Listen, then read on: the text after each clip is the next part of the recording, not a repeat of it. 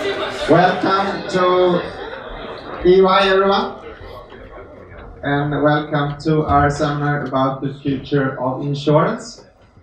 My name is Fredrik Andrén. I'm a partner at EY and working with Nordic insurers with management consulting.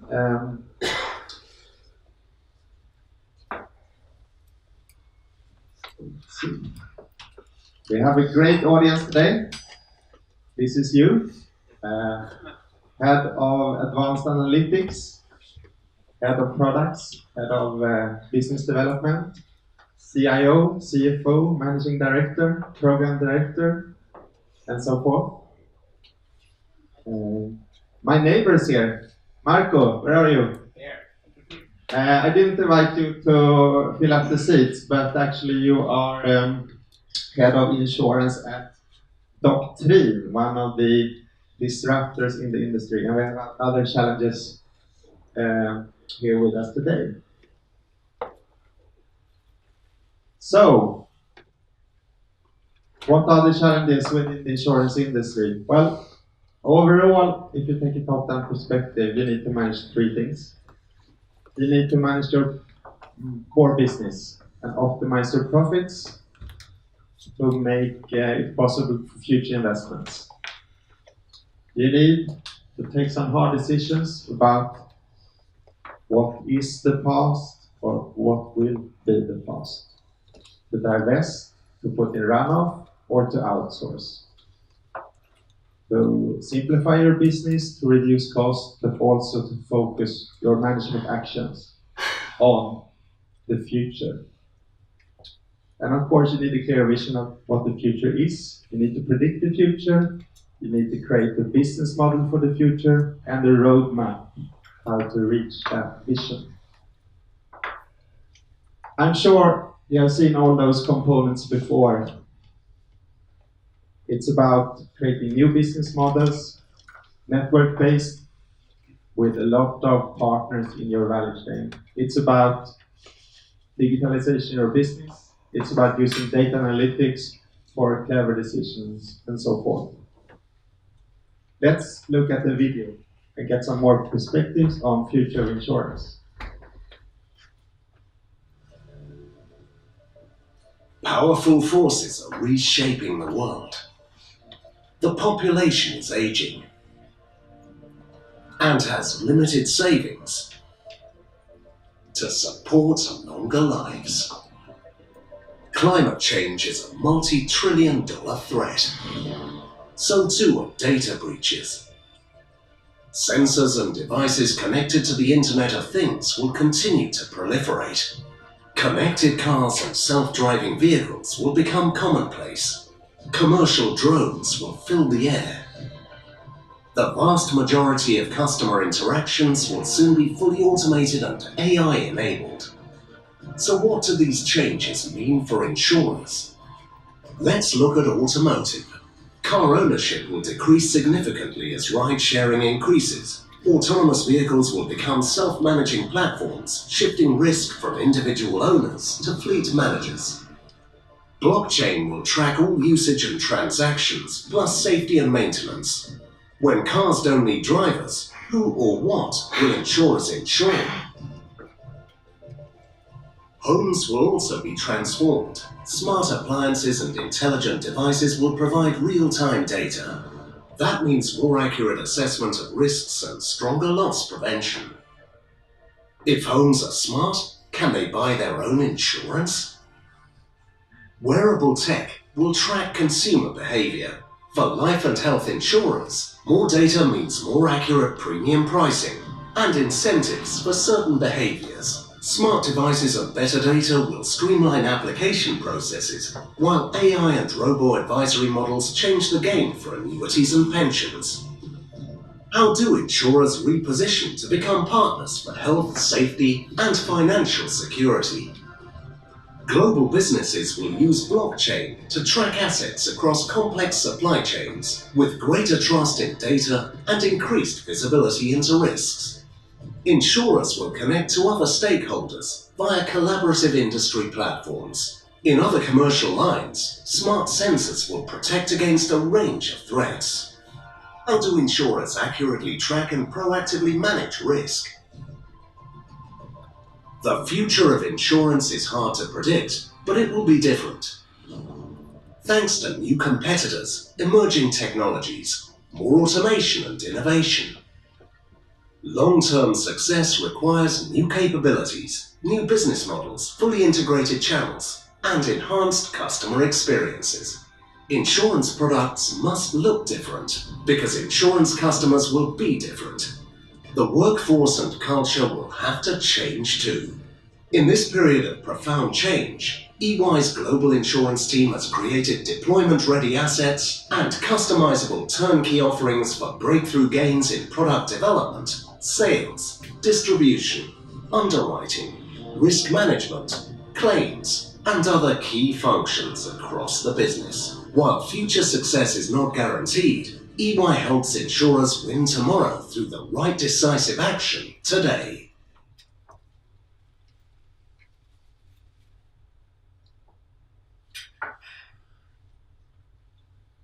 Okay, the agenda today. Blockchain is not all about bitcoins. Blockchain will disrupt the insurance industry. Will it disrupt your business? Let's see. Douglas and Christine will talk about that later. A part of the creating a future insurance company, you will come across decisions about do you need to implement and select a new core system.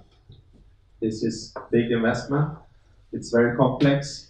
It can go very wrong, but it can also enable speed to market and enable your digitalization journey. This is why it's important to discuss lessons learned about this. There's a lot of buzzwords in digital analytics. Chatbots, voice recognition, AI, machine learning. Martin is one of our experts who works with this on a daily basis with some of you, and he will have a practical session about how digital analytics will change the insurance industry.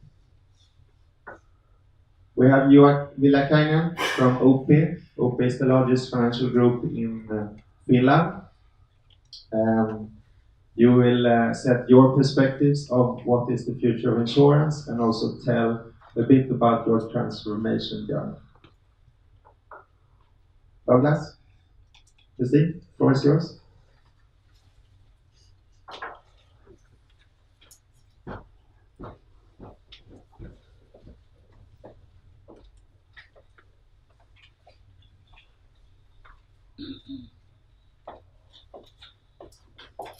Good morning, everyone.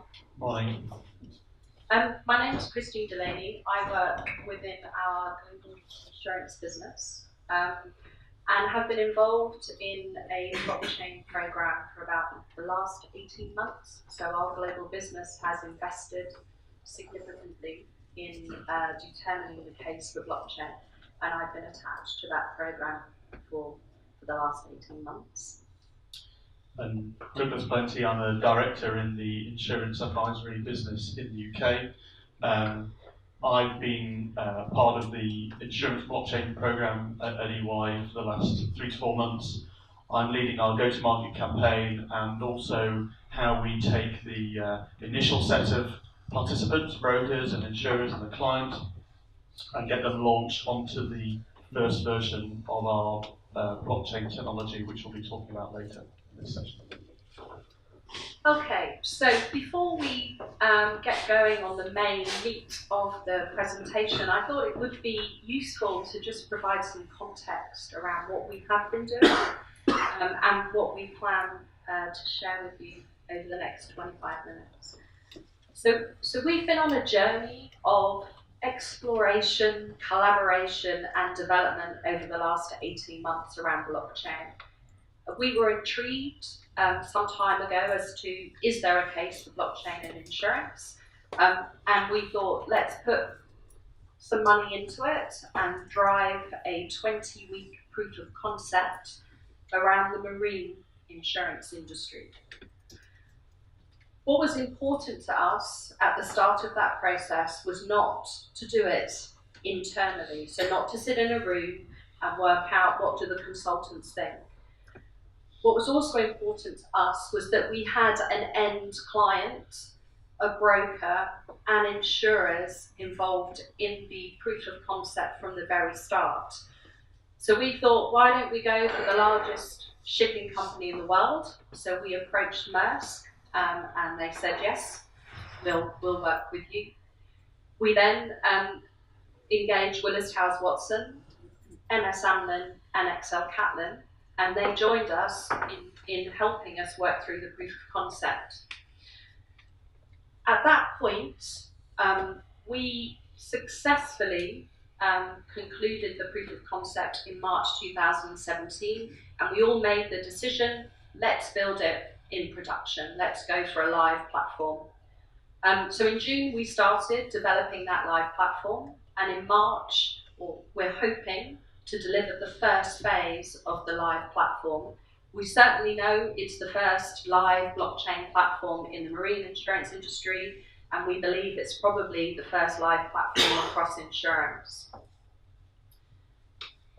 As I mentioned, the first phase will be delivered sometime around March. We are working with a number of technology organisations, Guardtime, Microsoft, R3Corda, and Accord, the data standards body. But March is not the end point. We will continue to deliver functionality, capabilities, and technologies onto the platform over the course of the coming months. And this isn't just about marine. So this presentation is not educating you on marine insurance. I'm a life person by background. We chose marine because it's representative of the issues that the industry faces today. And our view was, if we build the functionality and the capabilities to support the marine insurance market, we can leverage those across the wider insurance market. And to evidence that, we've been approached, or we continue to be approached, by general insurers, life insurers, and reinsurers asking us, tell us how we can apply this technology in our businesses. What have you learned? How can you help us? So over the next 25 minutes, Doug and I are going to talk you through what is it we've built, why did we choose marine, what capabilities does it deliver, what's its benefits, and how does it evolve? And lastly, exploring where it could apply in other industries. But before I go on, I just want to show you a very brief video which sets the scene for blockchain and insurance. It has a very marine and specialty flavour to it. But when you hear the story unfold, I'm hoping you can see some parallels to some of the businesses that you work within today.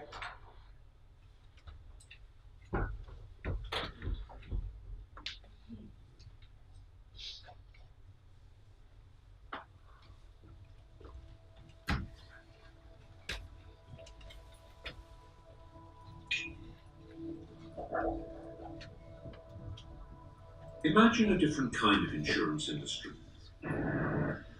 where everyone in the value chain has the same information, can trust its accuracy, and share it easily, with world-class encryption providing security, and an audit trail to underpin governance.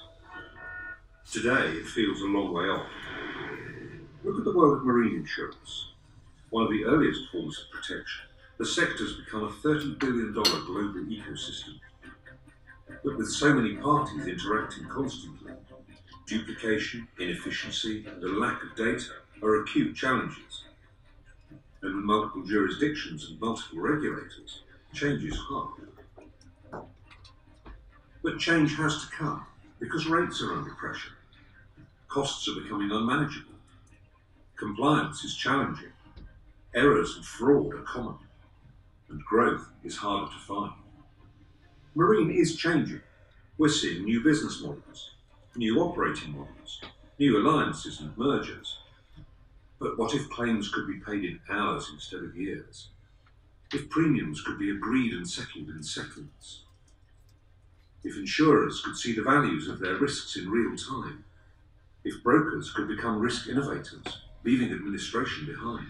The challenges and opportunities we see in marine insurance manifest themselves in different ways across the global specialty insurance market. In each ecosystem, everyone wants to find a better way of doing business. But there's a fundamental barrier in the way of change, and it's one we can only overcome by working together. To become more efficient, to allocate capital better, to innovate faster and with greater confidence. Everyone in specialty insurance needs easy, secure access to timely and accurate data. This is what blockchain delivers. A secure, distributed database that connects everyone in the value chain. Blockchain standardizes data on one platform and provides transparency for everyone in ways that open the door to greater efficiency, better compliance, and a secure audit trail. EY proved the concept. We are now building a platform that connects client exposure data to brokers and insurers. It will automate pre- and post-placement activities, including contract creation and declarations through the use of smart contracts, and accelerate premium collection. We've got the market and industry experience, the capabilities, the independence, and the trust needed to take the platform to scale. We understand the business challenges, from data standards to user adoption, and we have the technical knowledge, from business process design, regulatory alignment, to smart contract development. Now we're working with the industry, so we can all work on a shared answer to our biggest problem and our greatest opportunity. Together, we're finding ways to use blockchain to transform insurance. Join us today.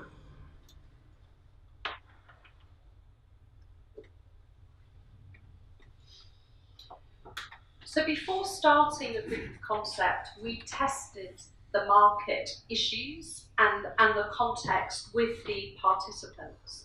So what's on this slide, I'm not going to go through it, but what's on this slide won't be new news to you.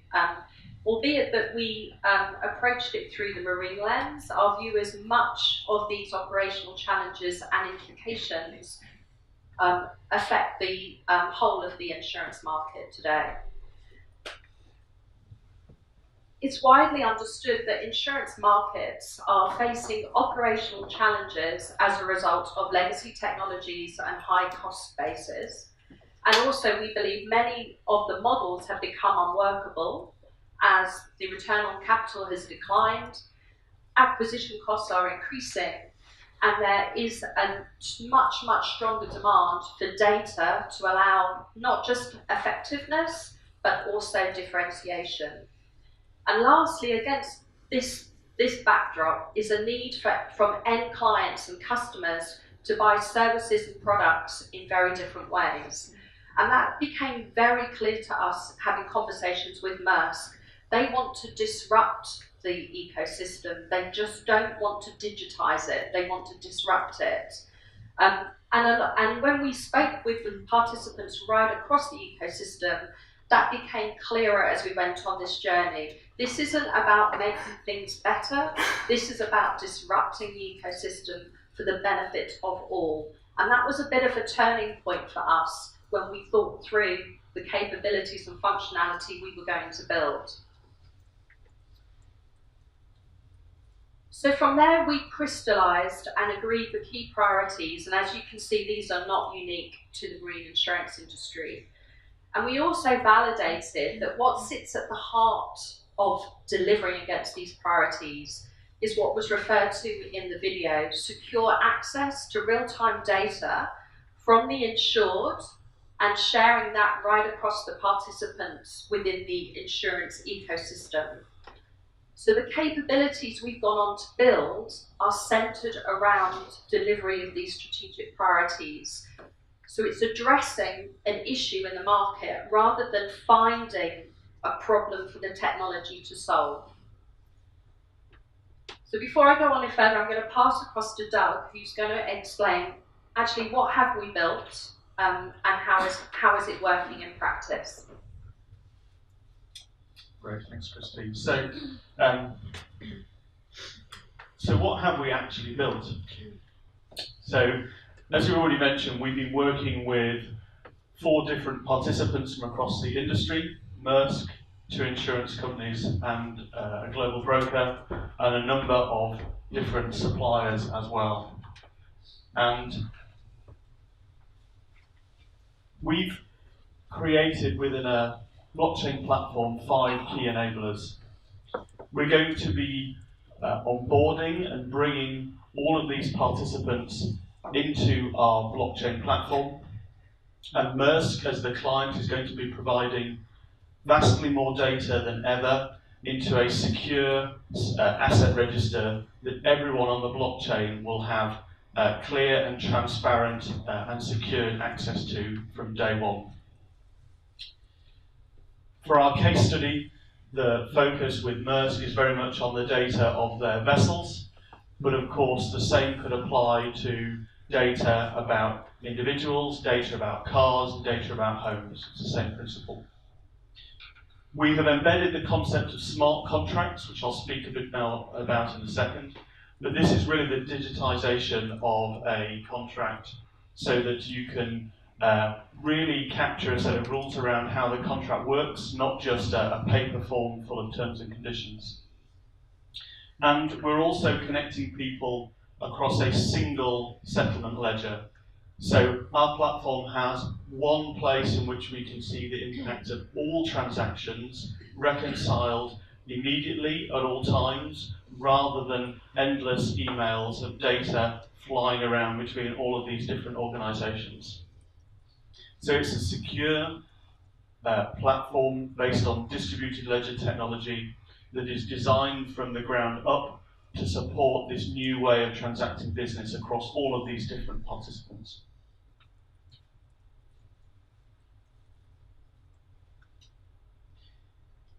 So, as we spoke about before, every part of the industry wants to deliver better products, better services for customers, for consumers. So how do those different building blocks actually do that?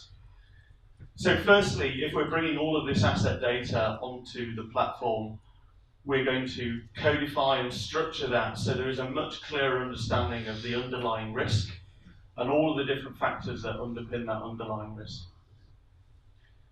Because that data can be shared securely in real time, we can embed things like controls, we can embed pricing rules into the flow of data.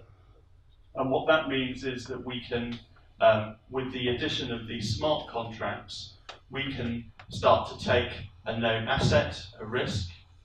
We can automatically price around that risk, even for much more complex things than we would do that for today, like personal lines insurance.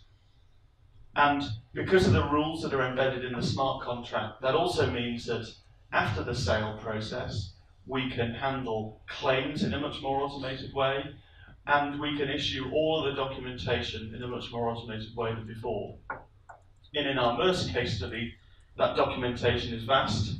There are changes to the fleet of vessels that happen hundreds of times a day, that in the current process need lots and lots of manual intervention, emails moving around the system. In this model, all of those changes can be tested against the smart contract immediately, and decisions taken and consensus reached on the platform between all of those different participants.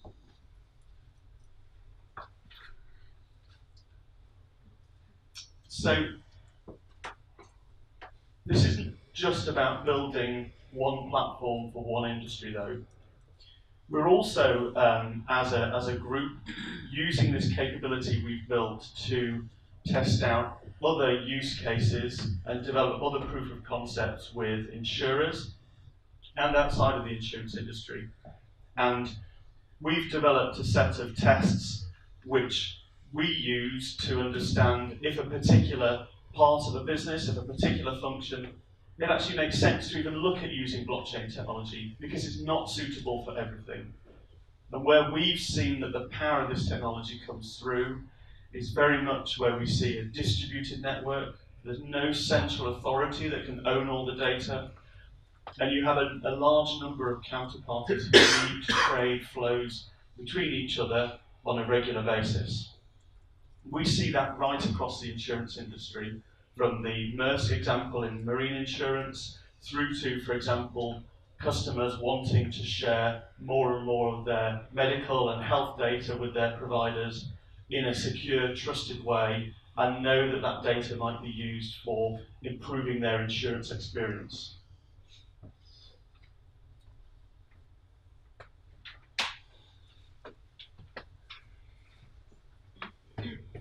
So, I think as I've talked through some of the aspects of our platform, what immediately becomes apparent is that there is something in here that will help us save cost. And we believe embedding blockchain into the heart of the insurance industry will, in the first instance, really help remove a lot of the administrative processes from each of the different players in the chain. So if you're a broker, an intermediary, you can spend much less time moving data around between different parties, reconciling data between insurers and creating endless spreadsheets to send to everyone. But that means you're going to be expected to do something a bit different. And we believe consumers and corporate customers are going to continue to expect much more advice from their brokers. And in return for that customer providing much more data, much more real-time data, they're also going to expect brokers and the insurers to help them prevent losses, not just deal with claims. And the insurers are going to be expected to price in a more sophisticated way. There's going to be competition around the customization of products based on all this data that we're sharing. And all of that we expect to start to reduce the overall costs of the whole ecosystem from day one. But it's not just about cost. So if we have a technology that starts to allow us to pull in more and more sensor data, that's very powerful. We saw on the video, in both of the videos you see, the fact that we believe blockchain technology is really the secure grid that's going to sit at the heart of the future of insurance. And we've seen that whether it's homes, factories, vessels, they're going to be providing much more data into the insurance ecosystem. And as we learn to use that data, as things like AI, for example, possibly again one of the buzzwords we're going to explore in more detail, but as we look at AI and advanced analytics and the ability to make decisions much more quickly, we expect that those in the industry who invest in those technologies are going to be at much more of an advantage to offer customers really more exciting, more useful, and more sophisticated products than the rest of their competitors. We're also going to expect to see much more data integrated from third parties. In our example, suppliers who can tell us much more data about where ships are and what they're doing. But we could see the same example happening in other industries as well. And maybe as a consumer, I'll be able to take that journey to Stockholm and my insurance network will know that I'm traveling. It'll know how stressed or not I am about my presentation. And it will constantly be working for me as an insurance industry to provide me with better coverages and better protection. But it's a long journey, and we can see on here there's a number of different aspects that we see that will need to come together in order to provide that experience. But blockchain is going to be, from our perspective, the secure grid that will underpin the way these different technologies will plug into each other and provide that experience for customers and for corporate clients. Thanks, Doug. Just a couple more points from me. So we're very excited by it. And our clients that we've been speaking to are very excited by it, but we have to temper our excitement with the fact that there are a lot of challenges associated with delivering this type of technology. And we've actually left, and a few copies have gone, our learnings from the proof of concept, and there were many, that we've been battling with throughout the live development, not all of which we've been able to manage perfectly. But the first is around the technology and the data. This is unproven new technology So pragmatism from the technology and data organizations within your businesses is very, very important. And a number of issues will exist that you need to address if you're going to implement this type of technology. Regulation and risk. So some would argue that this platform is actually playing very strongly to the regulator's agenda. It gives stronger access to information. It helps businesses manage their capital more readily. However, the fact that it is a single point of the truth could also mean it's the single point of failure if truth becomes falsehood. So we're working closely with the regulator to make sure that these technologies, as much as there's massive opportunity, that the risks associated with them are also managed. So we're not blind to the fact that there are regulatory concerns about this type of technology. And then the last point I want to make is around the organisational change that sits around this. And just a small anecdote, when we went through this proof of concept and live platform development, one of our clients said, brilliant, can we export that into a spreadsheet that I can then print out and use within my business? So quite clearly there's quite a lot of change that needs to go on around this particular type of technology to make sure that the benefits are really materialised. That means changing processes, inputs and outputs, but more importantly the KPIs.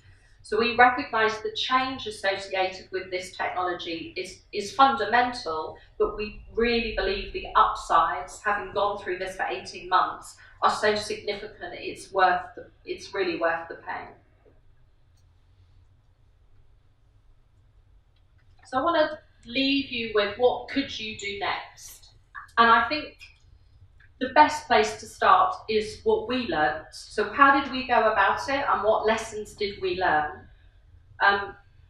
We certainly spent a lot of time discussing it internally around where do we see the benefit, which part of the industry do we see the benefit. So within clients' organisations, we're saying have that conversation, really think through which aspects of your business could this technology potentially improve. And then work through the specific use cases. So it's not a panacea, it's not a silver bullet, but there are particular use cases where it is very successful. So whether that's claims, whether that's reinsurance, whether that's settlement, think through the use cases, which is what we needed to do. And then be specific on the processes, the flows and the requirements. And we got ourselves a little bit tangled up in that. So having some clarity around what is it that you're trying to change, and use a proof of concept to assess that business and technical fit, and more importantly, use it to test the business case, which we have spent quite a fair amount of time convincing the participants of the benefits of this particular technology. So I hope that has been helpful in terms of setting the scene or painting a picture of what we have been able to achieve. We're pretty proud of what we've done in 18 months. It's been a hard slog and there's still quite a lot to do moving forwards, but we've learned a lot. If after this discussion you want to have a chat with Doug and I, we'll be outside, and clearly do email us or contact us if you want further information. And hopefully there'll be some time for a few questions in the session right at the end of today for the panel, where there'll be an opportunity to ask a few questions in the group as well. Thank you. Great, thank you.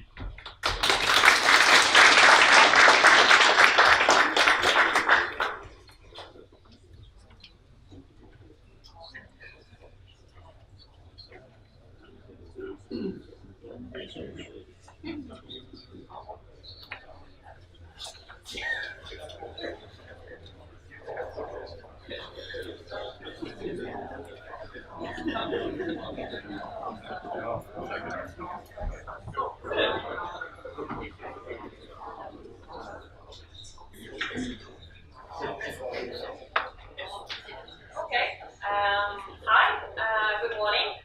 For those of you who do not know me,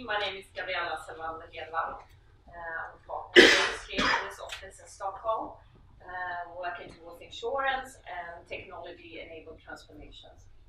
And the last years I spent heavily involved in core insurance replacement programs covering billing, claims and policy. And my kind of takeaway is more on the business transformational side, which I think will be reflected in my presentation. So, surprise, surprise, I'm going to talk about the lessons learned from the core insurance programs. And it's not only going to be based on my experience, it's also based on the over 100 programs that EY has performed across the globe. We're also going to talk a bit about what's next. So you replace your core insurance platform. What do you do next? How do you connect it with, for instance, emerging technologies such as chatbots or Internet of Things? But before doing that, I would like to take a step back and kind of reflect on why you're actually embarking on that journey from the beginning. Why do you need to replace your core insurance platform, and why now? What are the driving forces? So, I don't think this is anything new for any of you sitting in this audience. We heard it all for years and years. Customers are changing their behaviors due to opportunities provided by new technology. But what does that mean for you as an insurance company? Well, you need to improve your customer service. You need to be able to provide tailored services to your customers. You need to be able to interact quickly with your customers. Your customers probably expect instantaneously responses. A study from Fredrik Consumer Report actually said that 90% of all the customers would like to use messaging technology when they interact with the customers. That sets the scene, but you maybe need to use new technologies such as chatbots. And this is also something that we can see can be reflected not only within the insurance industry, but actually across other industries, such as banking, for instance. Because the customers, or actually we, expect to get real-time response. We don't want to sit and wait for a quote, we want it now. And that also connects to the increasing the speed to market. You would like to be provided with the right offer very quickly. You need to be able to push new products and offerings out on the market. It doesn't necessarily need to be new products. It can be tailored products, it can be tweaks, changing the discount, changing the names, changing the target group. You need to be able to bundle services connected to your products. I actually had a conversation with an insurance company who said to me, Gabriella, we need to be so good at finding the right offers for very niche, small target groups that we, for instance, should be able to sell insurance to fly fishers in Stockholm. It needs to be that granular. Also, you need to increase your internal efficiency. So how do you ensure the lowest cost for processing? How do you standardize processes and workflow?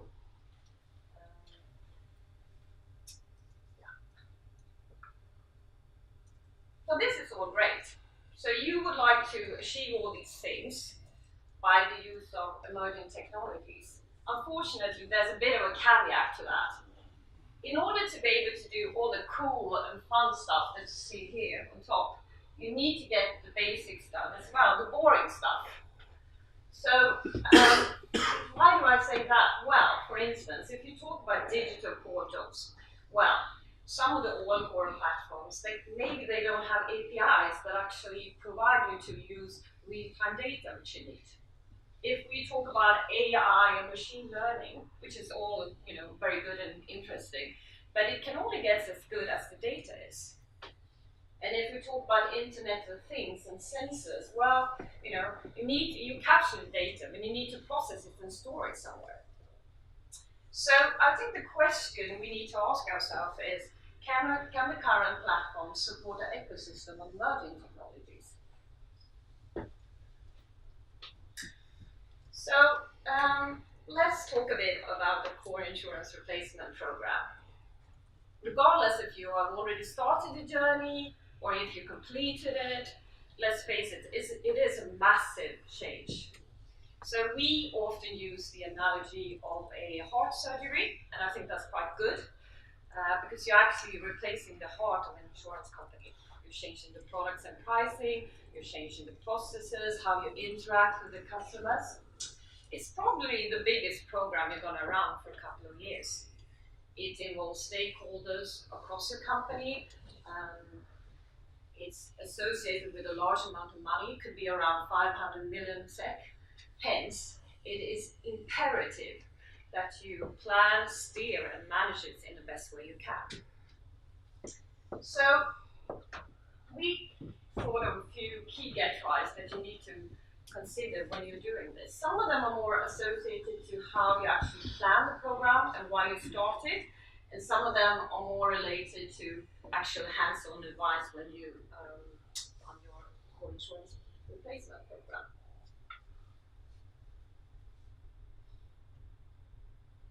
Okay, you need to have a long-term vision and strategy.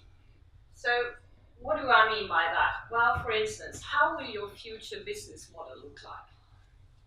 Will it differ? How will it change? And will it differ across the customers, across product, across distribution methods? How do you plan to compete if there's a new emerging niche players in a segment? How are you going to respond to that? That needs to be thought through, and it needs to be understood in the organization, but also understood in the program. So, don't recreate yesterday's processes. It's sort of obvious, yet it's quite difficult. It's very, very easy to just copy-paste and do the same thing as you're already doing today. What you need to be thinking about is, how will my future end-to-end processes look like? How will the customer journey look like?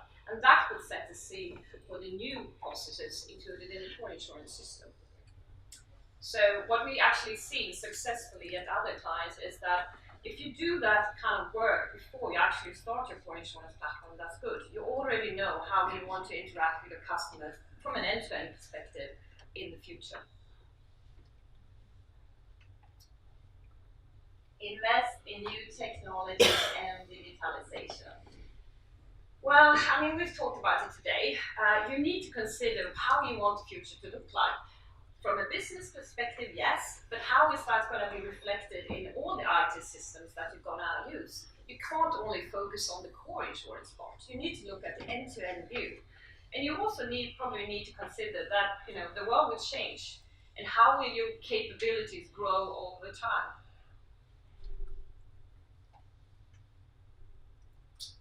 Business ownership and direction. So, first of all, do you have a business case for this program you're starting? Is it clear? Is it understood? And can you connect the capabilities and the features of the platform you selected to your business case? For instance, if one of your key things in your business case is that you want to reduce the cost of subrogation or automate subrogation, is that supported by your platform? These kind of things needs to be known, not only from the business, but actually from the IT people working in the program. Leverage assets to simplify your implementation. So, regardless of what package you're using, you need to understand and know your package. You need to understand the perks, which is the good things about the package, and also kind of the disadvantages of the package. And then you need to consider maybe changing the business rather than always changing the package, because you need to find the right balance of, should I customize or should I change the business? Because if you don't, you could end up over customizing the system, which would be heavy investment and very hard to maintain, or you actually could end up having a solution that's not fit for the business. So that kind of balance needs to be there. And what we often use is having a sort of a design authority board, where you would have the IT represented and the solution architecture represented, but also the business. So actually, when you consider doing a major change of the core platform, you need to understand the benefits of it and kind of make a conscious decision.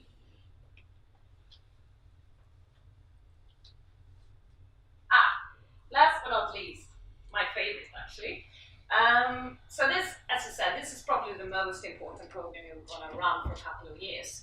So who do you want involved in that program?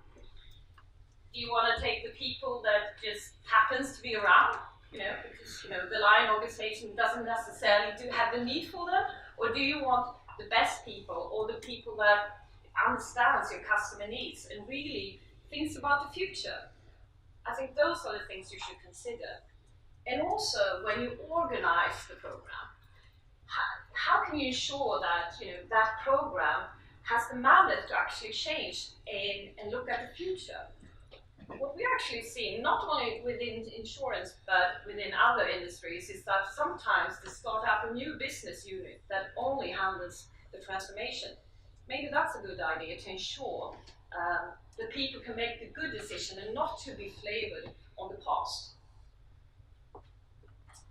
So those were the key get-rights.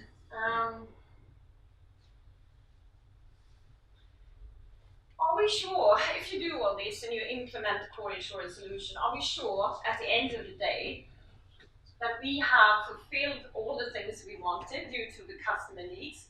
Probably not. There's probably more to do. So what are the next steps? What can we do to deliver the remaining benefits? Are we sure? And how do we prioritize between the initiatives?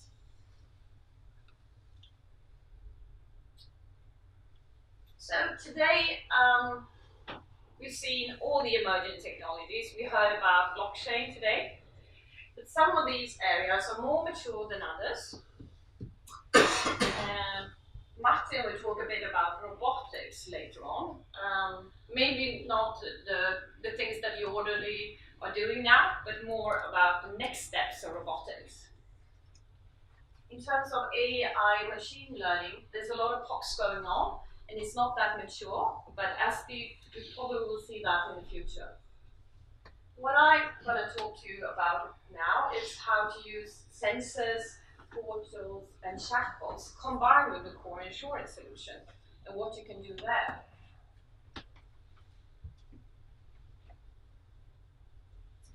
So I'm going to show you a video, and it's within claims.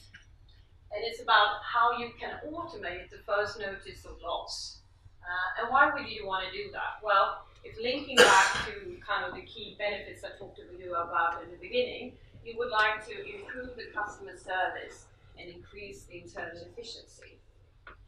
And I just want to say, in this video, the core platform has to be Guidewire. It can be any other core platform.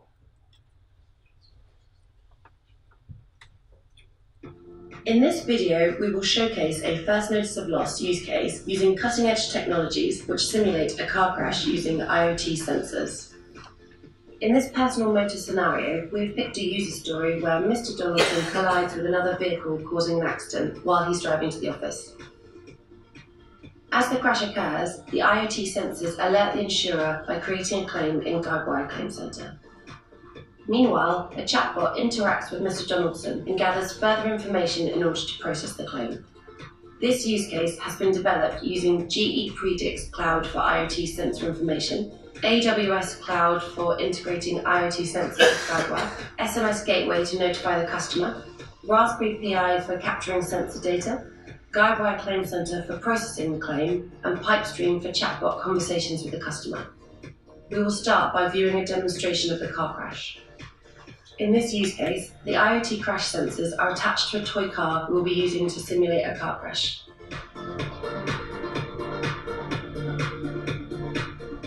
On collision impact, the sensor sends a message to Predix Cloud and AWS Cloud via the IoT gateway.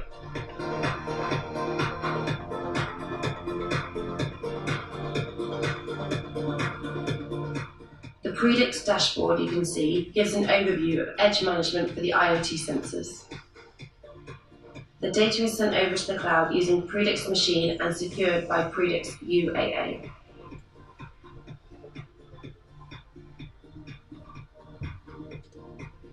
The sensor data has been used to automatically create a claim in Guidewire Claim Center. The The data from the sensors includes the geolocation of the crash site and the driver and vehicle details required to create the first notice of loss. Meanwhile, an SMS message is sent to Mr. Donaldson via the SMS gateway, which contains a claim reference number and the insurer's support number for further assistance. Upon successful creation of a first notice of loss, Claim Centre initiates a conversation with Mr. Donaldson via a pipe stream chatbot. Mr. Donaldson is then led through a series of questions which help Claim Centre collect the information required in order to process the claim.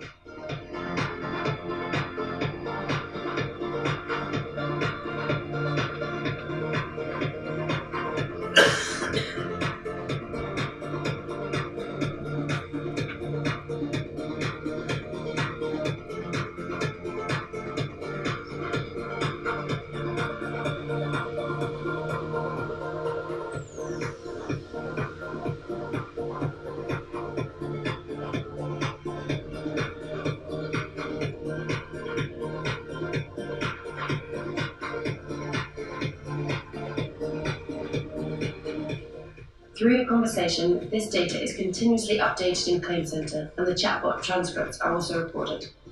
This use case illustrates how ethanol can be initiated without human intervention by using IoT combined with intelligent chatbot-enabled conversation with the customer, which leads to automated claims processing within Claim Centre.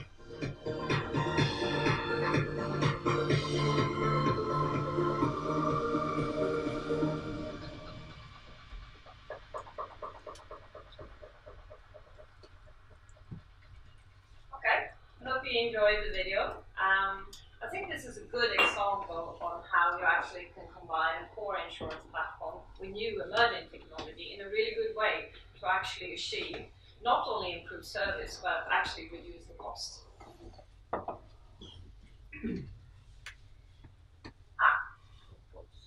So from my perspective, there's a few takeaways I would like to leave with.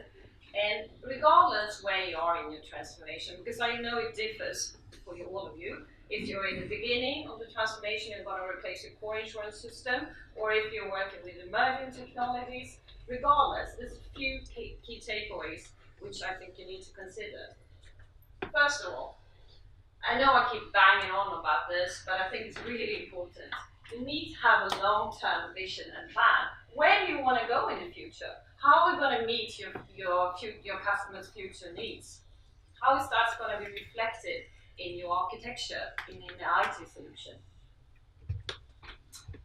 You need to take business ownership and direction. So all of these programs in IT are not IT programs. They should be connected to the business.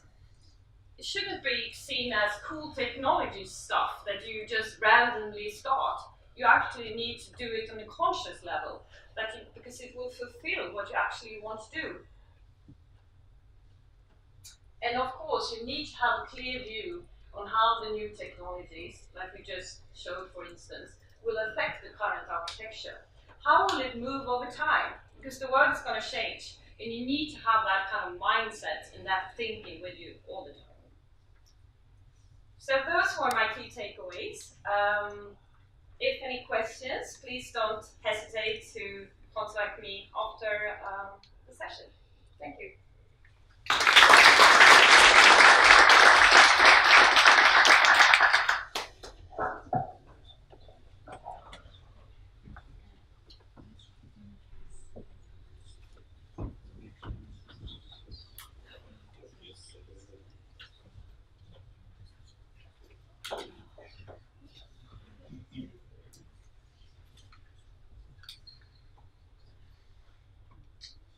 All right, good morning. Thanks for the great presentation so far. It's been really interesting to hear about blockchain and also the key takeaways from the core insurance programs. But the next session has the topic beyond the buzzwords. It's a practical session how digital and analytics will change the insurance industry. My name is Einemo. I work here at EY as a senior consultant in the Stockholm office. I'm also currently heading up our data and analytics practice towards the FS sector, and I'm in charge of the offerings that we work on in this kind of practical way with data and analytics. But the broader topic for today is the future of insurance.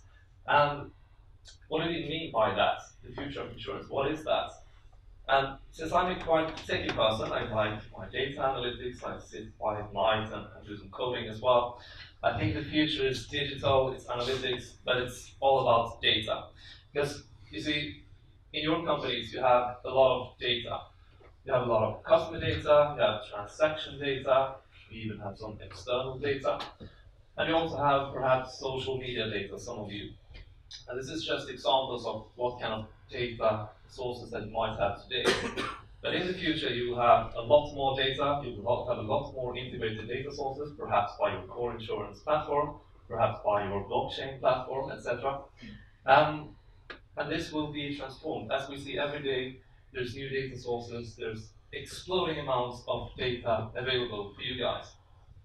And this is also something that fintechs and insurtechs are doing really well. Be using data that you guys don't use.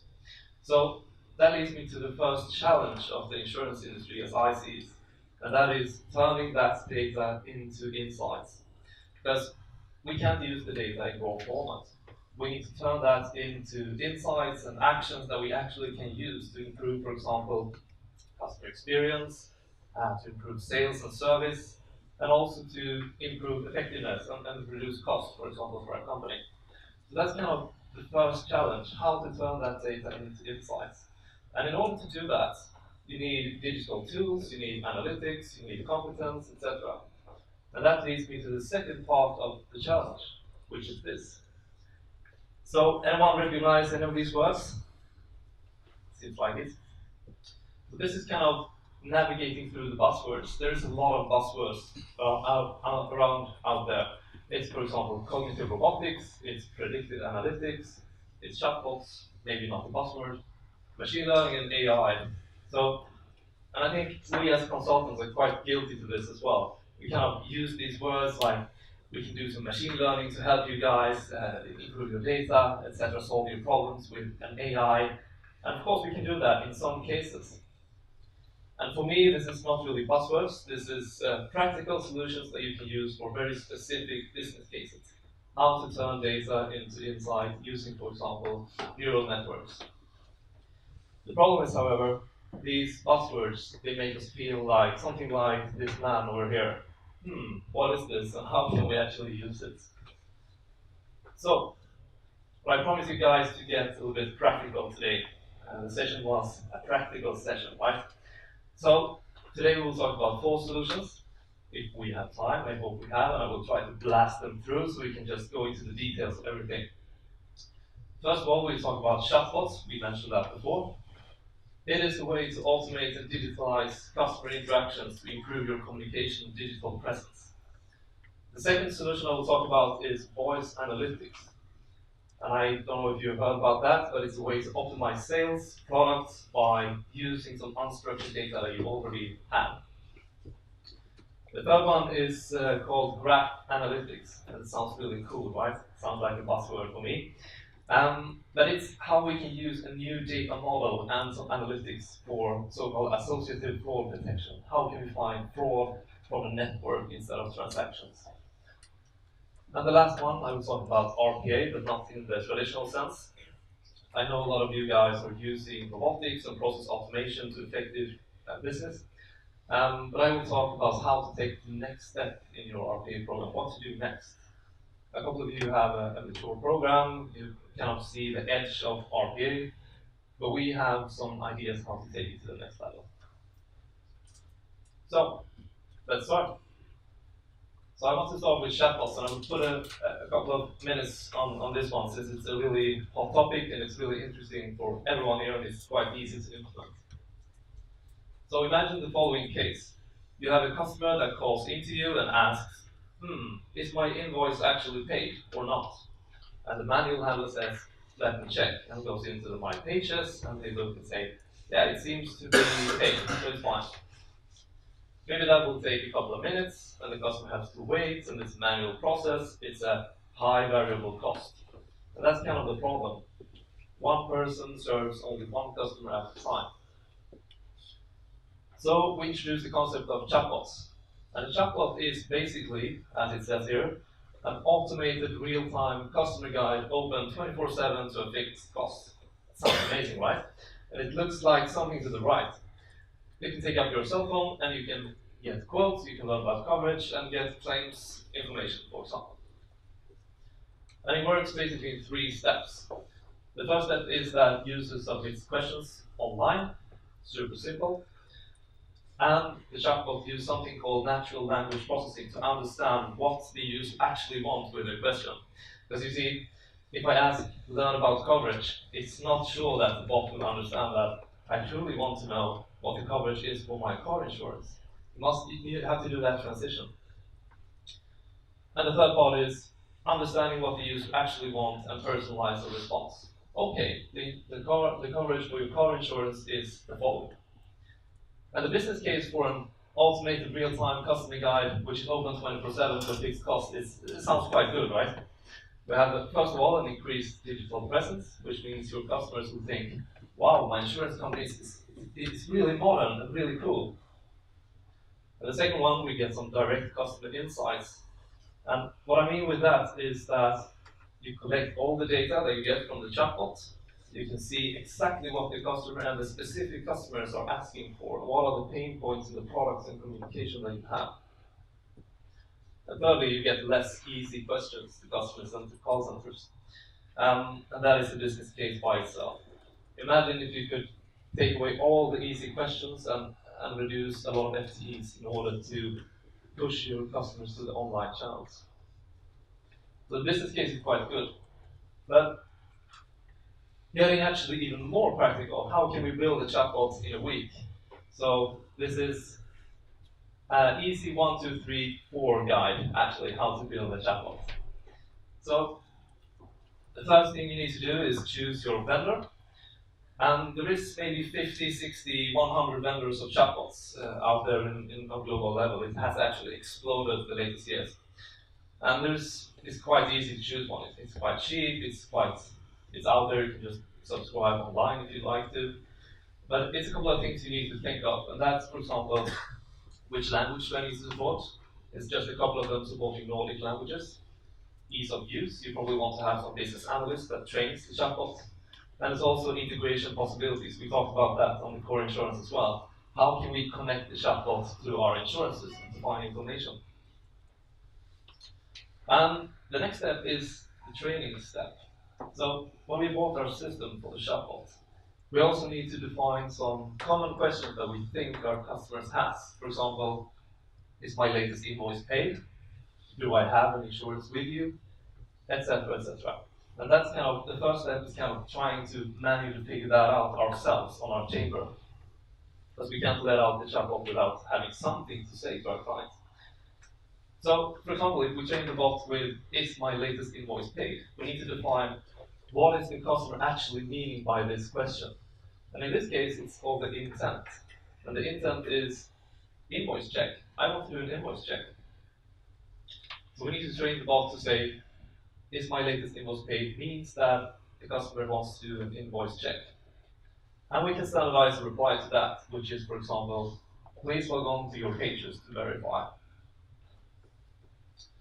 So that's all fine, right? But then we have just figure out the questions ourselves. And the third part is launch. And I think you can launch a first level chatbot in maybe 1 or 2 days or so. It's super quick. And the goal with this launch is probably to launch to a limited set of customers. It's the goal to collect some data. Because basically, we don't know what questions the customers interact with us on the chatbot level. We don't know what they're asking us. We don't know what they want. Maybe they're asking for the weather. Maybe they're asking for quotes, hopefully. And maybe they're asking for invoices, hopefully as well. So we need to find these kind of unsupported questions and intents that we haven't covered in our first launch.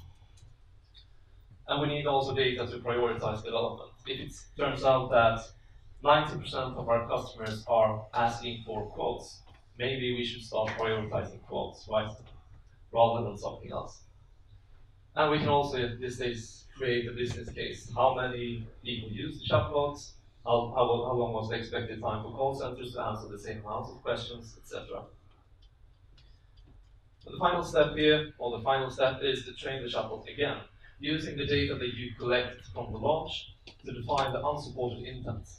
So, for example, a real-life example, a question could come up, what's up with my payments? That's another language, right? Or is my latest invoice paid? And the bot wouldn't understand that because we trained the bot to understand, is my latest invoice paid? So something with invoice and my. So the bot would understand variations of the first question over there. But it wouldn't understand this, because we need to train the bots all the time to say what type of questions are connected to what intents. So in this case, we will define, hey bot, what's up with my payment means invoice check. It means that the user wants to do an invoice check. And we have the same reply. Please log on to your pages to verify. So, and we need to continuously do this all the time. Launch again, find unsupported intents and questions, launch the bot, train, launch, train, etc., etc. And the more data you get, the more detail and the better gets the replies, and the more customized to the true user communication. So the first one we did there, that's kind of, you're going to throw that away in kind of 1 week, because you actually have no idea what your customers will ask you through the chatbot. Maybe you have a clue what they're asking through the phone, but that's not the same thing. The new generation wants digital, and they want chatbots. So the key takeaway here is it's super simple to launch a chatbot. It takes maybe 2 days to get to the launch phase. It takes weeks or so to train the bots to cover maybe 90% of the questions. And also, you need to put in some effort to manually train the bot to connect these kind of questions and intents that are unreplied. With that said, that's not the whole truth, of course, because we have some integration problems as well. So for a basic chatbot, which I just showcased you guys, it's a proactive customer service. You can have simple questions and answers on an automated way. You can do it in days or weeks. And a basic chatbot can answer questions like, where can I find information about car insurance? And the reply will be standardized, such as, please visit this link to find more information. But then if we want to do something more, we want to personalize the response, we want to have more contextual response, maybe we want to have some more self-service, and put some more effort into our bot. We need to invest a little bit in the integration part as well. We need to get the bot to access the back end of your systems. Gabriella talked about APIs to the core systems. This is what's required, or something like it. On the intermediate level, we can ask questions like, which insurance do I have with you? Then the bot will answer, hi Martin, it knows my name because you have the name of the registers. You have a car insurance and home insurance with us. So you can traverse and find what insurance do I have with you guys. And also, obviously, there is a problem with data privacy here, because otherwise someone else can go in with my personal number and find out my insurances, which is not really good. So combining this with the bank ID, for example, is a good idea. But then we have the advanced chatbot, which takes a lot of time to implement. It's automated decision making, it's cool stuff.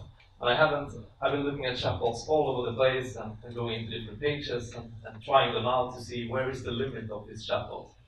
And I haven't found an advanced yet. So it's a greenfield, right? Complex inquiries and transactions takes months to years. Another level of integration is required. For example, we can ask questions like, what insurance do I need to have, and what are the costs for that? That's kind of a complex question. And the bot would answer, hi Martin, based on your transactional data, we recommend the following insurance to a certain price, and it has probably optimized the price for my lifetime value, etc. So we can optimize our user response to optimize, for example, profitability with the advanced chatbots. So the more advanced we go, the more integration we need, and the more time it will take from the back-end side of your company and the IT department, which I know is kind of squeezed typically, to set this up. But that's all for the chatbot part. I promise you guys to be a little bit quick so we can have time for all these 4 cool solutions. So I would like to go into the voice analytics part and how we can use our data from customer interactions to find these insights that we talked about before.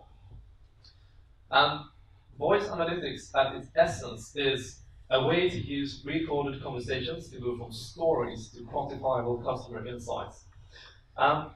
It starts as much else in the call center. you guys receive and you have a lot of outbound calls every day.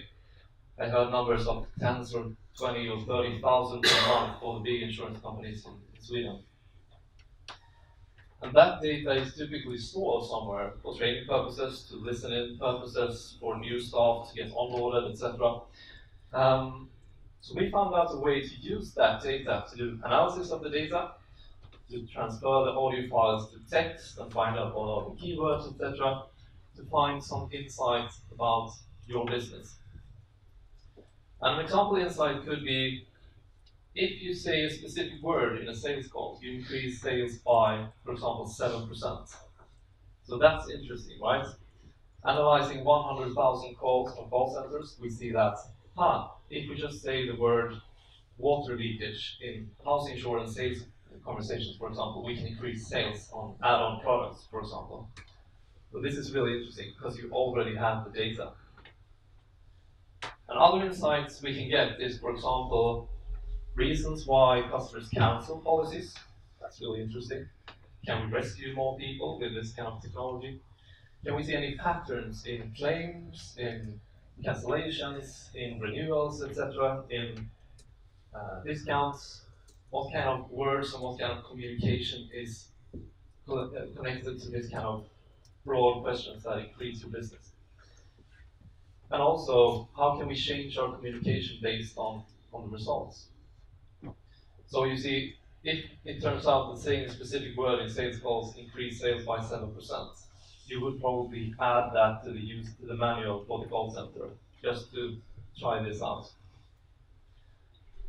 But getting more practical again, maybe a little bit boring slide, but you have to live with it. We start with audio files. This is basically the same picture as this one, but maybe on a little bit more traditional form. Start with audio files. Could be MP3 files, could be any format that's readable by a computer, I would say. We use that with a speech-to-text engine, which could be Google Cloud, Microsoft Azure, IBM Watson, or something else. And this is part of the EY voice analytics frameworks. I actually have it on my computer over there, so we can just try it out later if you want to. Further on, we do analysis on the data, and we do some visualization, and we get the insights. And it's really cool, because it's written in Python. It's maybe a couple of hundred lines of code connected to all these kind of external frameworks, 3 or 4 third-party softwares. The cool thing is it's plug and play. So I can actually take my recorded phone conversations, for example, in my pocket, plug it into my computer, and find out which word do I say just before the other user hangs up. Those fun insights. But it still seems a little bit theoretical, right? So how does the insights look like from our voice analytics framework? Looks like this. For example, the easiest part is to find frequent topics. So in this case, we analyzed just 200 calls from an American insurer. And we found out that, okay, almost half of the customers are asking about life insurance. A few of them are asking about home insurance, and Medicare insurance seems to be quite a big piece. Then you can see it's an American company. You can find keywords in all these conversations. Obviously, insurance is one of the keywords, but also life, policy, care, and we have Medicare here somewhere as well. But the really cool thing is when we go into tonality and feelings of the user. That is have a conversation with you guys. So tonality means feelings, basically, and I don't think you can see the text here, but here we have some common feelings. Yellow is, for example, fear, and we have hate, love, negativity, and positivity. So when we analyze our calls, we can divide topics by feelings. So for example, if you look at the first one here is, say, long-term care insurance. And it seems like basically all the calls about long-term care insurance was negativity. Sounds pretty bad. But if we look at, for example, life insurance, we have some fear here, the yellow. We have also some hate and some negativity. So it doesn't seem the insurance companies go very well, right, in their communications. But actually, I was worried about this because there is a small color here. I don't know if you see it, but it's a very small color here with positivity. But I tried very hard to find such a word. So it seems like, for example, Medicare insurance like this, we have a lot of hate all over the place and a little bit negativity. Maybe it's not the insurance company's fault, but yeah. So what you can do with this is you can drill down in all these, for example, life insurance to find out which words are connected with which tonality and what feelings, and what has the customers done after that call. So customers that hated the conversation, they probably found a new insurance company. And it seems like this company in particular wouldn't have too many customers after all these calls, to be honest.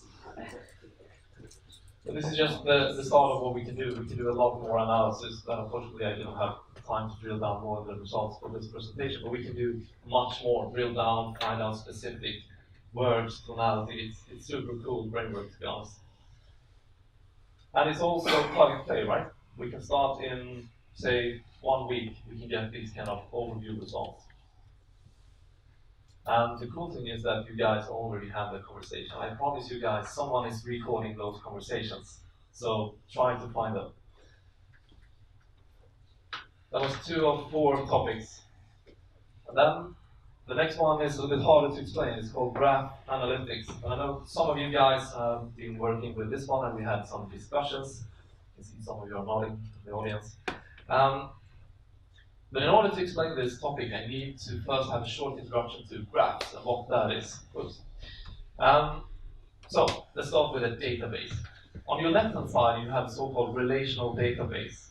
It's a database where you store data in rows and you store it in columns. And you sort the data by data category. For example, here it could be invoice amount, it could be subscription date, claims date, for example. So we store it per data category. It's very traditional. And this database is really good for a lot of things. Storing data simple, it's good for big data sets at some point.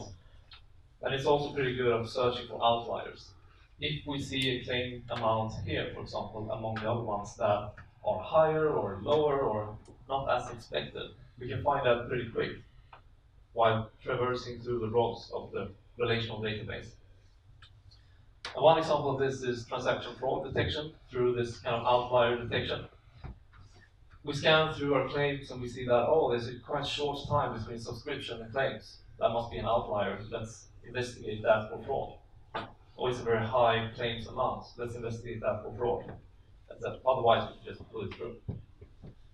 And that's kind of the traditional way of doing things. I promise every one of you guys has a relational database somewhere in the insurance business. But the new way of doing things, or another way of doing things, is using so-called graph databases. And graph databases are other ways of representing your data. And here we're storing data in objects and relations, which is represented by the arrows. So we have a couple of objects, it's the same objects as here, but we also are mapping the relation between those. It could be, for example, the purple one has a house, or has a product, or and the yellow one has a policy which contains a moment, for example. And the cool thing with this is that it's no limits. Everything can be connected in any way you want, and you can just add more data and relations and contextual information to this database. So it's much more free, but it's a little bit harder to write algorithms to find insights. And why do we want to do this? Because we want to search for associations, things that we can't find while traversing through on this page. We can find, for example, questions like, how are the purple one and the red one connected? They're connected by this point in 2 steps, for example. And why is that interesting at all? It's interesting because we can look for fraud through patterns. It might sound a little bit abstract, but I have a very practical example for you guys. So let's start with that. Here is your example customer registry. It contains 2 customers only, and they look really like good customers to me. This is data that we had in our traditional database. We just transformed it to a graph database, where we mapped up the relations and we mapped up the 2 customers. And then we have, for example, customer 1. He has a bank account, open an account in a pub bank, some credit card, lives in a house, etc. And this is basically data you have or you can get from external sources. What we know from our previous records is that this bank account was used in a fraud case. Interesting. And consider the situation that it's a new, for you it's a new customer. This guy here seems legit, right? He claims his insurance. You're using your traditional fraud detection algorithms. You look at claim size, yeah, it seems alright. Claims history, no claims history to look at, so sounds fine. And you look at the time between subscription and claim, and maybe you look at some other things. Very simplified. And it seems alright. So based on the traditional way of doing things in the transactional database, looking at rows, columns, you would approve this claim. But using the graph database and the associative fraud detection, you can see that this guy actually had 1, 2, 3 steps to some data point that is associated with fraud. This bank account was used in a previous fraud case. Someone has it, which shares the address with our claiming customer. So that's kind of a warning signal to me. Maybe they have this kind of conspiracy to do a claim towards the insurance company or something else. But just point out, this is a very simplified example. So if any of you have relatives or something that did use insurance fraud, don't worry too much. It's a little bit smarter than this. But so this will give a warning signal because the association to known fraud data point is 3 steps, for example. That's too close. Have been 4 steps to 5, for example. So this is a new way of finding associative fraud. And using the graph databases as described here, you can find out patterns and how they are connected and use it in our fraud detection. It's pretty cool stuff.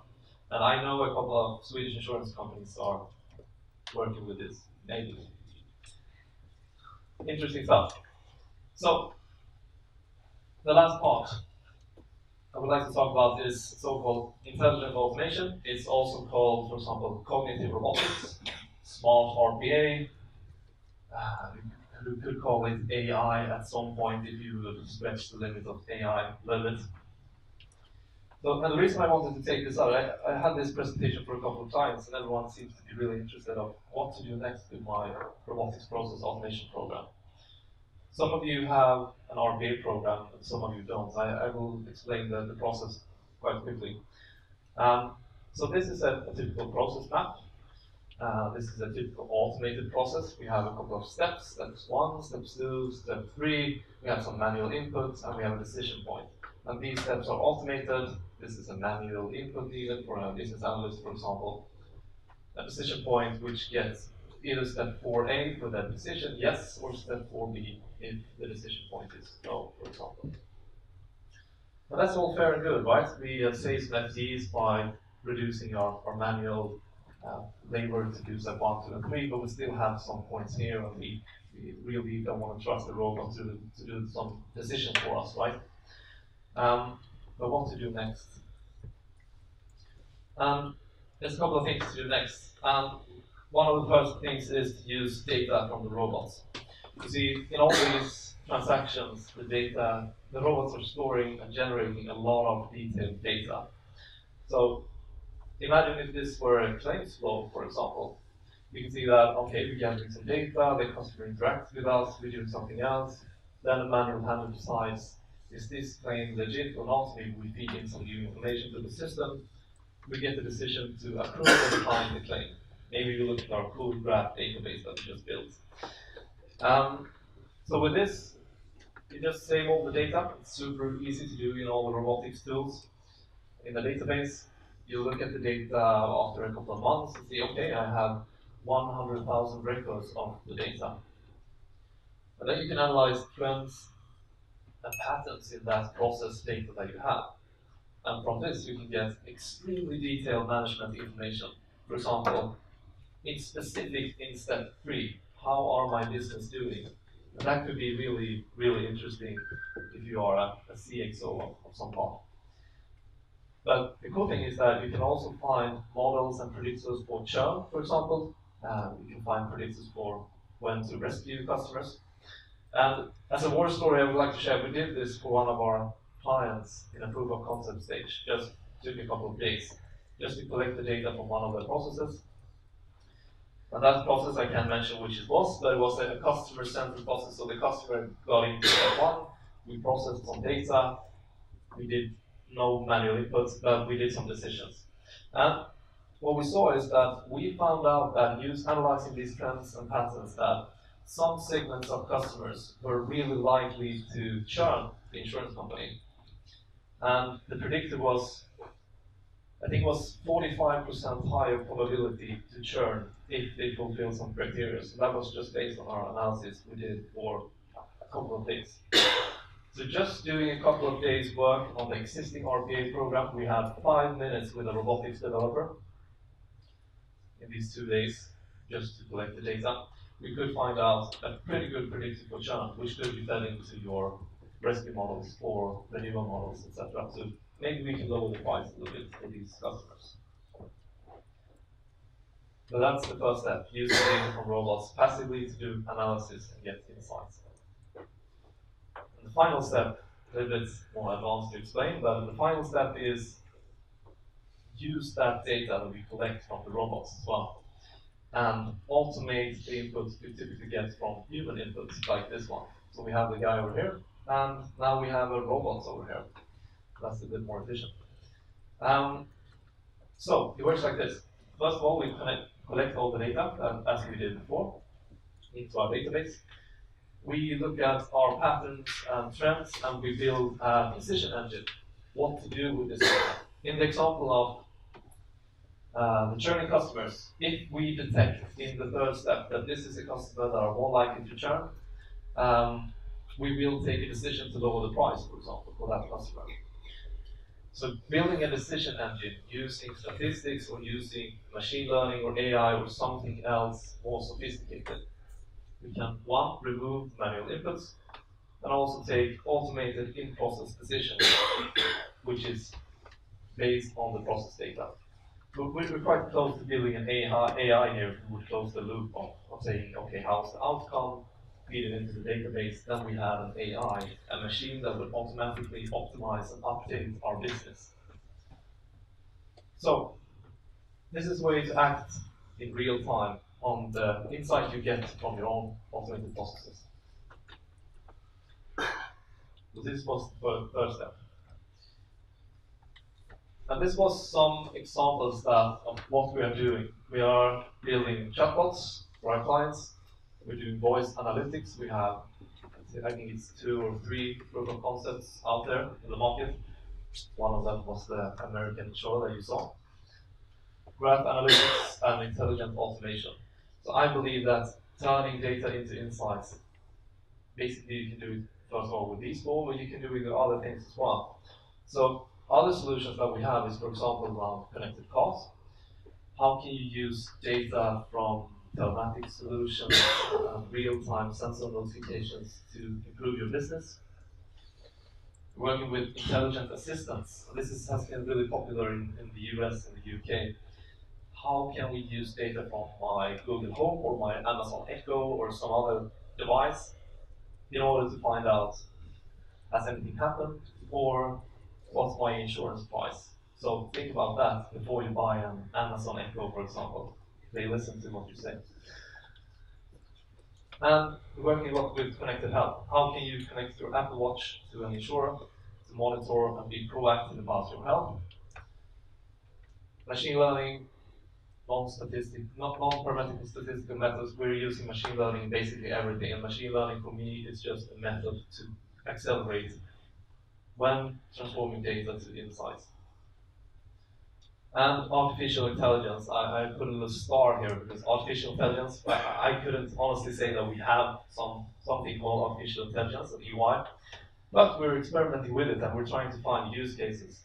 Because when it comes to, for example, machine learning and AI, it's hard to find a specific use case. And this is quite immature, but we're trying. And I have to say also some pictures in this presentation was from IKEA, as you might have saw. That is for illustration purposes only. Okay, that's all for me. Thank you.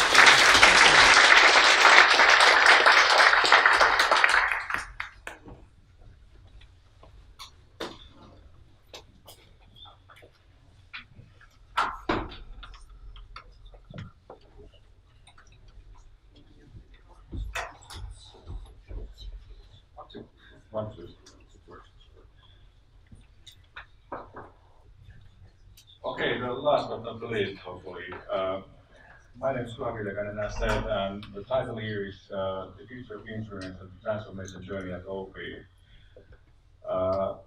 What I will share with you is the story how OP is actually acting or reacting to these changes we've been listening today.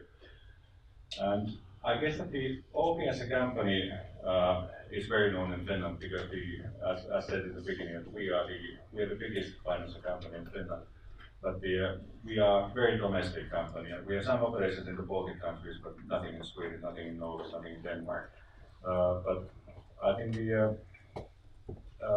you think of those of you have heard of OP, raise your hands, please.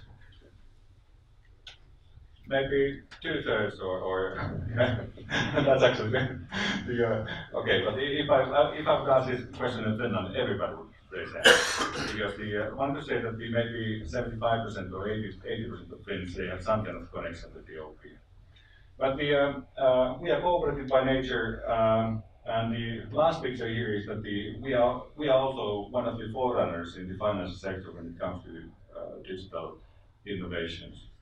But I think the main reason why OP case and I was asked to be here is our renewed strategy. That originally we were a cooperative bank, then we became a financial services group with the non-life insurance, wealth management, and bank. So these three legs form the company.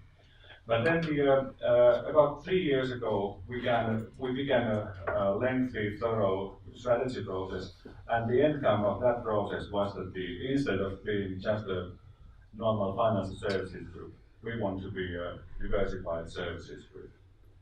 And what I will tell you now in the next 20 minutes is to open up the reasoning and the Lego blocks behind this strategy. But I will not continue something on the slides, but diversified service company is a thing, and now I will decompose it and go through it in 15 minutes at why we chose this strategy and how we will implement it and where we stand at the moment. If you think of I'm repeating the previous speakers, that this is not any news. Now it's kind of question that how to do the trick. The world is changing, and it is just a kind of must that we need to find new ways to do the business. And as a practical example, if we look at the Finnish market, Finnish non-life insurance market, private business, it's dominated by OP, IF, local Tapiola, Fennia, and some other smaller companies. If we look at the corporate business, it's dominated by OP, IF, local Tapiola, Fennia, and some other minor companies. And the competition environment in Finland, I'm exaggerating a bit, but it is still that it's dominated by Finnish companies or Nordic companies offering similar products. But there's always a risk that that will not be the case in the future. One Nordic competitor who entered the Finnish market 2-3 years ago described the Finnish market that it's dominated by 4 fat and lazy companies. And if you think of the kind of the slide where we had the trends, and if this was true, then this is kind of the reason why we need to change. That this will not perhaps continue as it has been. Then about how we will change. We have actually launched a quite impressive, quite massive program. We are putting some 2 billion euros during 5 years' time in development. We almost tripled. It's 2.5 times more than what we did in the past in development for years to come. And the next one is a demanding efficiency scheme. That can be approached from 2 angles. From a core business case perspective, that if you are investing so much in development, you somehow need to be paid back. But maybe the more important thing here is that if I refer to the comment I just said about this Nordic competitor, you cannot win the game that if you are fat and lazy. But you need to be leaner. You need to be able to compete with the new entrants. So that's kind of more strategic thing that we need to work on the efficiency. The third one is more complex one. That we also believe that the middlemen, like we are, to some extent we will disappear. And it also means that the business we are driving, we are having currently, will be replaced by other businesses, or the businesses will be embedded into services. And if we want to maintain the same volume, same kind of role we have in the Finnish economy, we need to come up with the new businesses. And the last one is about the competencies. It has always been important theme, but nowadays it is even more important that we have capable people on board. But about these new businesses, the major idea here is that it's actually this black line here. Remarkable part of all these earnings will be generated by businesses which do not exist yet. So the idea here is that if you look at this gray area, the role of current business in our thinking will disappear. On the banking side, we have PSD2, for example, which will open up the link between the cars and accounts. And within the group, as said, we have bank, wealth management, non-life insurance. Non-life insurance has been benefiting most of this group. That these transactions created by the payments, everyday payments, they are of vital importance for the non-life group, as they act as a glue. And so we have this kind of trends behind the scenes. Then the other thing here is that the text disappears somewhere. Transformation is not only systems and processes, but also renewal of competencies. What we have done during the past years, I didn't translate these titles into Swedish or English, because actually most of them are in English. It gives you a picture that these are real titles that we are employing, we are getting this kind of people on board. And currently, what has happened is that we are actually one of the biggest design houses in Finland. Of the service designers, 10% of them in Finland are hired by OP. And just to give you some kind of idea where we stand. What we have actually done so far. This picture here is it's maybe a bit boring, but this is the one we are using within non-life insurance, and it can be read from left to right or from bottom to up. What it says that here from left to right is that we need to find ways how to incorporate the auto insurance into mobility services. We need to find ways how the health insurance will be part of the health and well-being offering. And same applies to home insurance, home and living, corporate insurance, risk management services. To be part of the group strategy within the non-life insurance, we need to find a way how to tackle, how to be part of the story of the group. And then the other one, from grey to orange, means that what we are actually doing within the investment, or with the investment, we are replacing our core systems. Like Gabriella just told here, that we are in the middle of that process, and we are kind of bringing in technology. We are reviewing the products and defining new processes and adding the service layer on top of the products. And that will be a gradual process, but this is what we try to do and what we actually are doing. But then maybe a few more concrete examples. Health and well-being is actually, it is not just talk, but it is, we are running 5 hospitals currently. We opened the first one in 2013, and during the 5 years, we currently have 5 hospitals all over Finland. And also that chain will be enriched, or we will have medical centers, medical clinics network in Finland.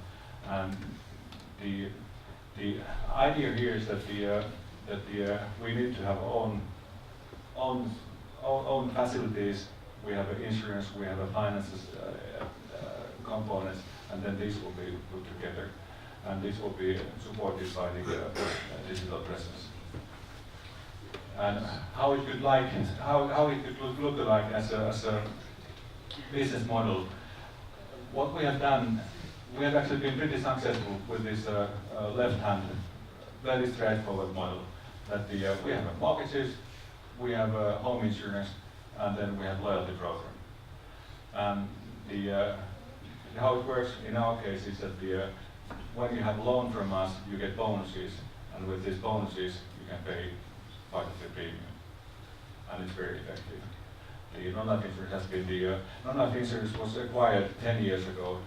At that time, the OP Bank acquired the second biggest Finnish non-life insurance company called Pohjola, and these two were put together, and that was the kind of startup for the rise of the non-life insurance within the OP group, and this model has been behind that one. On the right side, we have the kind of new concept that what we are already living. We have this insurance products on the left side, then we have this hospital network, then we have external companies, startups, and open APIs and so forth. That option is available, and then we have a first prototypes of pilots on these services, what they could be, that they are partly monthly paid, that there's a monthly fee for this service, and these financial components are embedded into services. Another thing here is mobility. What we have done in this area is that on the right side we have the traditional insurance and finance options. But OP has also brought to the Finnish market Drive Now concept, OP Kulku, which is a co-sharing card for hours, OP Kausiauto, an option if you need a car for months, and then OP Kulku, electric car for years. And so the idea here is to cover the whole span, to be part of the mobility as a service thinking. And these are already live, and then in addition to these ones, we have also future concepts, even wider concepts where these can be offered to corporates as well, or communities, that they can use the service. There will be new packages in the future, but just an example. The last one here is the OP as a cooperative bank. We are not in the same position as if for Nordea or some other stock-listed companies which could actually just kind of close their offices and remove everything to the e-channels. But in our case, as you hopefully remember from the beginning, that we are owned by we are cooperative, so we have owner customers who own the cooperative banks, who then in turn own the whole group. And so these branches are actually our owners' headquarters. So it is not up to us to say that whether they will close their offices or not. But the idea will be that these offices or branches, they will be kind of hubs. And these medical clinics, for example, they are embedded, they are next to these branches. And the idea is to have a vital kind of points where people can gather and tackle several problems at the same time. It will be bank issues, but it can be also medical care, and they will be provided under one roof. Last but not the least, the beamer is not repeating the slide exactly how it was, but probably you can get the text out of it. What was behind our thinking, this kind of summary of the bold ideas we have had. The first one is that in the future, all traditional functional plans and insurance companies can be executed without these institutions. And I guess that most of us, we do understand that the kind of middlemen, as banks are, they are kind of between two parties. And this blockchain technology, for example, that will affect, it's a matter of time. It's not whether it will happen, it's a matter of time when it will happen. And these kind of things are driving us in our thinking. And then we try to be very serious in this. But we do understand that this will be a lengthy, long process and it will require a lot of energy. But this was all the story.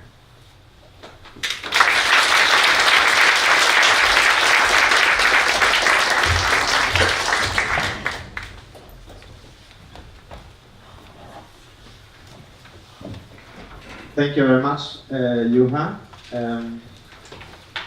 We are actually on time, so we will have time for some question. As 10 minutes ago, I'd like to ask Sasha, are you still here from Trygg-Hansa here? You are head of advanced analytics at Trygg-Hansa. I would like to come up you. Ask you up to the scene. Will it be Dag representing blockchain and Juha will be part of the panel. So while the audience are sort of thinking of some clever questions, I'd like to start with shooting out of two ones. And that is maybe start with you, Juha. You saw in the beginning of our presentation we had a demonstration of a almost fully working, ready to launch blockchain solution for specialty insurance.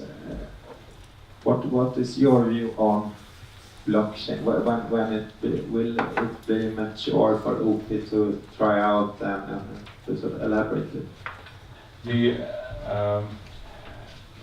We have done some POCs and we are of course interested in the topic, but within non-life we are not very far yet. But at the group level, we have what we have done. We have actually separated organization or specific divisions who are following the theme, and so I think in thinking or in understanding the phenomena, we are quite well prepared, but we don't have very concrete actions. Not very far yet.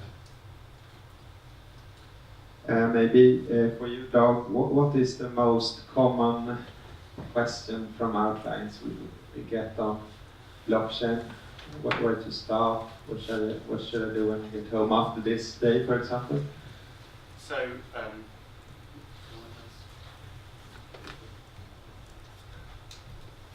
all the way up. I think that's better. Yeah. So probably actually the most common question, Fredrik, is what is blockchain? Because I think most people actually trying to fundamentally understand what this technology is and isn't, I think is still a question on many people's lips.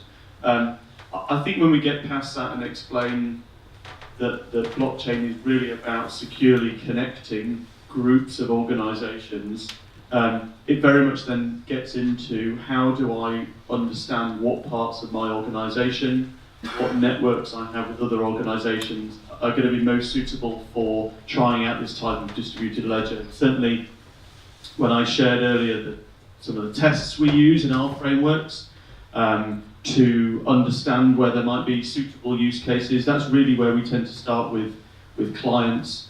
And for example, looking at some of the networks, I saw, it's interesting actually with OP and what you're doing in the medical health space, seeing, for example, I'm immediately triggered to say, I would potentially look where you're working with external providers. Let's see if that's an area where a secure distributed ledger will really start to solve some of the challenges that you're seeing. So that's how certainly I would tend to take the conversation.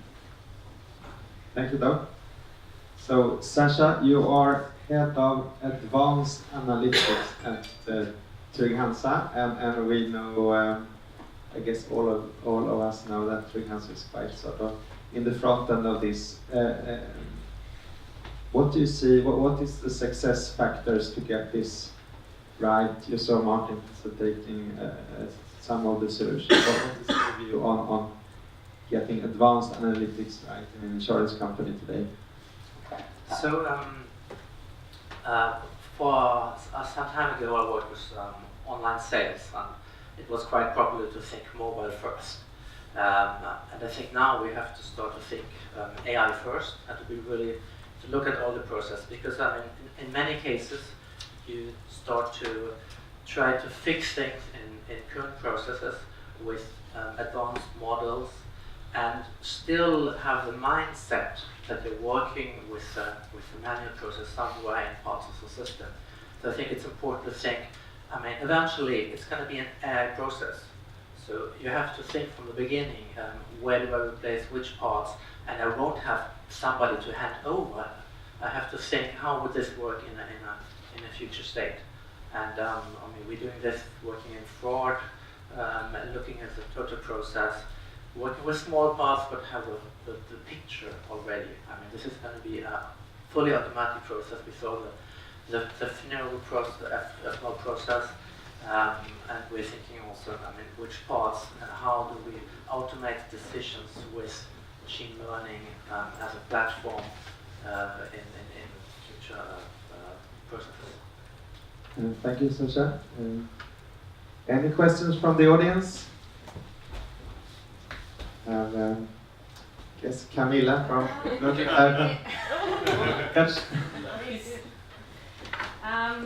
Talk to the black. Talk to the black. Okay. Du måste prata nära. Väldigt nära. Okay, I've got a question for you, Doug. So you, with regards to the blockchain project you're doing at the moment, you're working with Kaplan and Excel at the moment, I think. What is it required from them to be part of the platform, and what would it require from to add another insurer to the platform? So it's a really good question. So when we think about so taking someone like XL Kaplan, obviously a global but focused more on specialty large commercial insurance, they've had to, I think, really change in a couple of different areas. The main thing is actually their understanding of both blockchain and as a technology has really had to accelerate very, very quickly. And so internally in their organisation, bringing on board both business, so underwriters and claims teams, but also really importantly, the technology teams, compliance teams, those who are looking at data protection, they really need to understand what this technology is, and because it is fundamentally different to the types of technologies that they've been used to as an organisation. And that's been a real journey to go through. And without that, we simply would not be able to launch with them or any of the other organisations. I think secondly also, it's about sort of selling the potential within XL Kaplan. So they've really needed to understand what the drivers are for Maersk, who are the client, and really listen to why they are so excited by this technology. And they've already had to start to think about how would they change their own business and operating models to respond to, for example, if we get given 50 fields of data on every ship rather than 3, we need to start doing something exciting with that data, otherwise we're missing the point. That requires a complete mind shift in how they understand and treat that client. And particularly when you start to have these ecosystems, that will apply to every organisation across that ecosystem in how they think about what that means, and get back to thinking about what is the customer expecting for me to start to be part of this with them, why is it important to them. Time is running, we will honour the agenda. We have room for one more questions from the audience. Anyone? Marco? Yeah, I have one question regarding... Wait for the box to be turned. Thank you. Just one quick question, maybe if you could answer. GDPR, will that be, I would say, a problem? I mean, the healthcare industry process is a problem because we want to store data, we don't know what to store the data for. So I could say, well, I'm sorry, Fredrik, but actually, it's an excellent question, and so GDPR is even still an issue in the ecosystem we're working with. There are vessels that are owned by individuals who have rather more money than I do, but it's the case, and so actually it even comes into our ecosystem. We've been, as a group, engaging with and talking to regulators about blockchain as others have. I think to the point Christine made earlier, there's certainly an anticipation that potentially because of the security and privacy benefits of storing data on an immutable ledger, that means that regulators are sort of excited by the potential of that technology. The real challenge for an immutable database that is designed so that people don't destroy data, don't remove data, is how do you make that work with the expectations of GDPR? And certainly the current thinking is about the way in which you can mask, you can hide, you can effectively no longer make data apparent within the network, and the role also that the operator of the network has to play in terms of effectively making that data visible, or under certain circumstances getting consensus from every node, every organization, that data must be removed because that is what is required for the purposes of the client's expectations. So there are solutions there, and particularly at the moment with us and others who are looking at blockchain, it's the dialogue with the regulator about which technical solution we choose to make it possible. Thank you, Doug. So we are very thankful to you spending 2 hours with us today in these topics. I think we should give a round of applause to all our speakers.